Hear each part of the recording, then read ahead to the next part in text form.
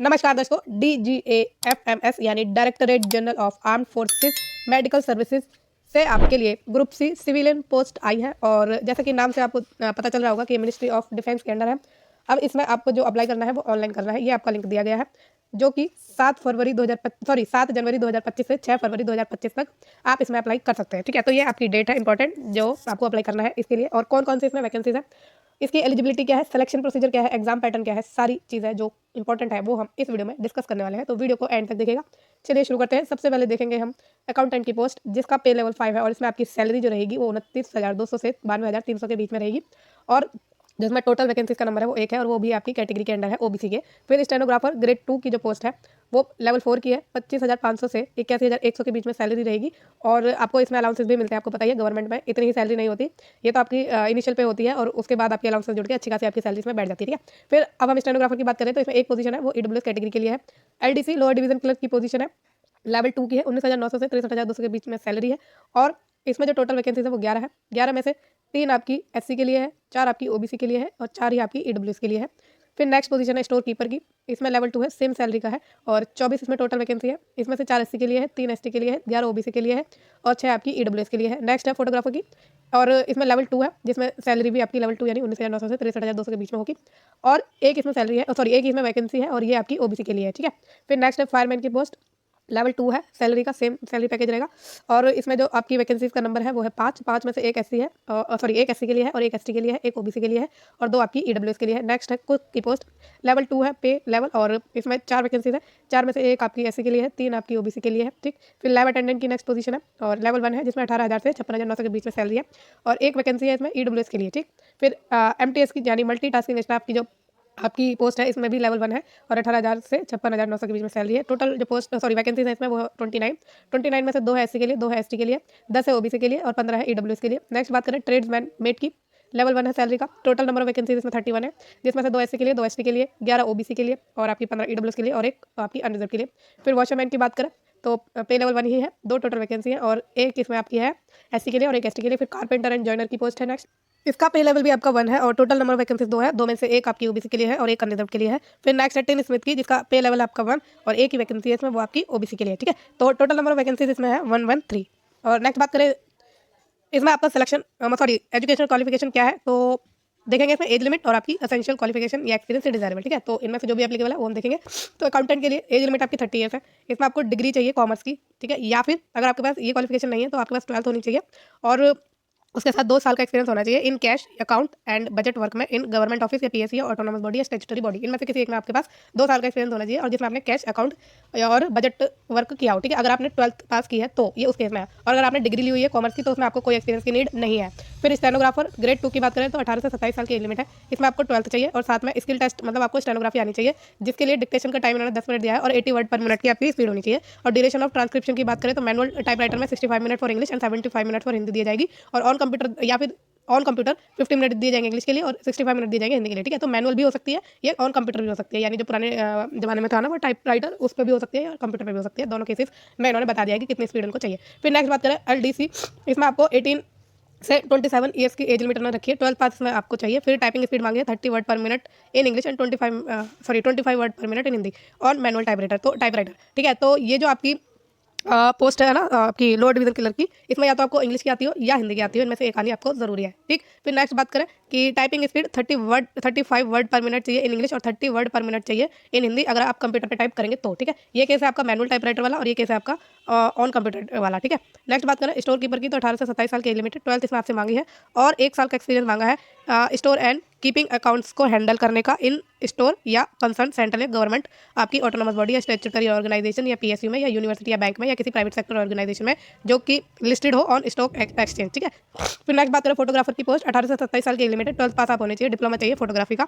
इसमें क्वालिफिकेशन इसमें एक्सपीरियंस कोई नहीं मांगा और डिजायरेबल एक्सपीरियंस है कि अगर आपके पास 3 साल का एक्सपीरियंस है फोटोग्राफी में तो इसमें आपको एडवांटेज मिलेगी। Must be full convergent with art and technique of photography and knowledge of laboratory processing work, तो इसमें आपका डिजायरेबल है। फिर फायरमैन की बात करें तो 18 से 25 साल की एज लिमिट है। 10th इसमें मांगी है। फिजिकल फिटनेस आपकी मांगी है इसमें कि हाइट आपकी होनी चाहिए 165 सेंटीमीटर मेल्स के लिए और 155 सेंटीमीटर फीमेल्स के लिए। 5 सेंटीमीटर का रिलैक्सेशन मिलेगा मेल और फीमेल दोनों को, जो भी हिल एरिया से बिलोंग करते हैं। फिर वेट जो है 25 केजी होना चाहिए मेल के लिए और 43 केजी होना चाहिए फीमेल के लिए। चेस्ट है 81.5 सेंटीमीटर और ये नॉन एक्सपेंडेड है, और अपॉन एक्सपेंडेड जो है वो 85 सेंटीमीटर आपकी होनी चाहिए। आई साइड की बात करें तो 6/6 की होनी चाहिए।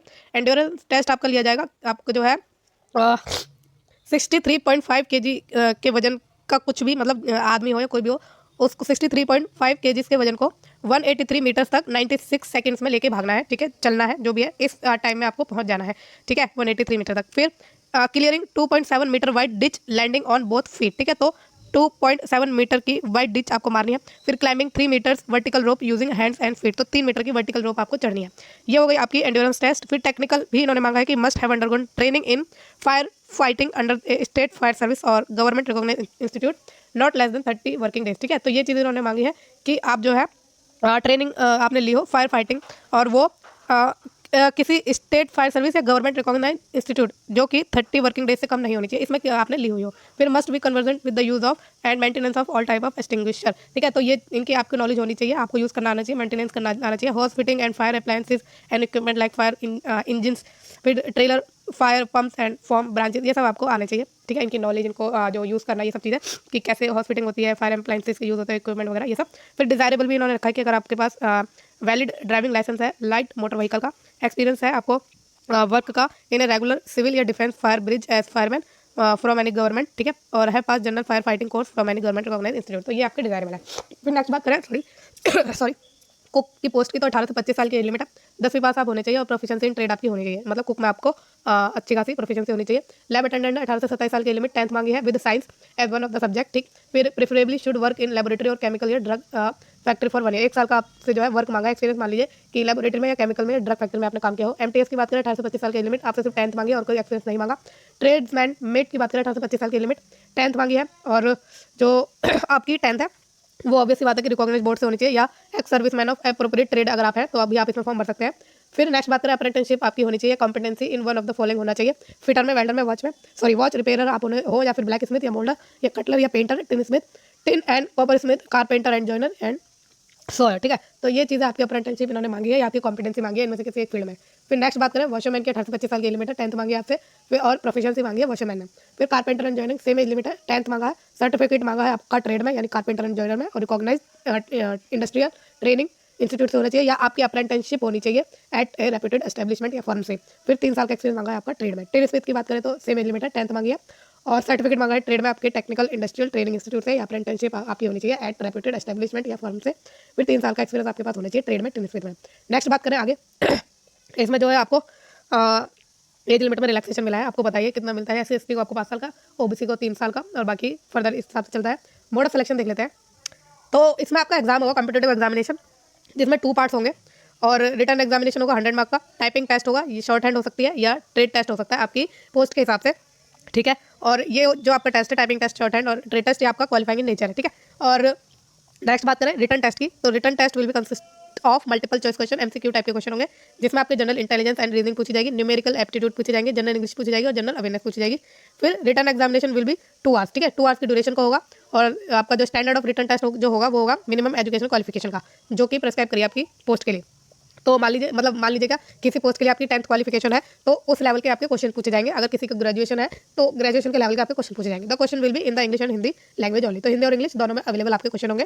फिर candidate who qualify the written test will be called for trade specific test as applicable to the post applied for, तो फिर उसके बाद आप नेक्स्ट स्टेज पे जाएंगे आपके स्किल टेस्ट पर, ठीक है। फिर the number of candidate to be called for trade specific test will be 5 to 7 time, तो 5 से 7 गुना बच्चे इसमें नेक्स्ट स्टेज के लिए बुलाए जाएंगे, ठीक है। तो ये आपका सिलेक्शन प्रोसीजर है, पूरा कंपटीशन होगा, उसके बाद ट्रेड टेस्ट होगा, बस इतना ही है। नेक्स्ट बात करें selected candidate will be subjected to all India service liability, तो ऑल इंडिया आपकी कहीं भी पोस्टिंग हो सकती है।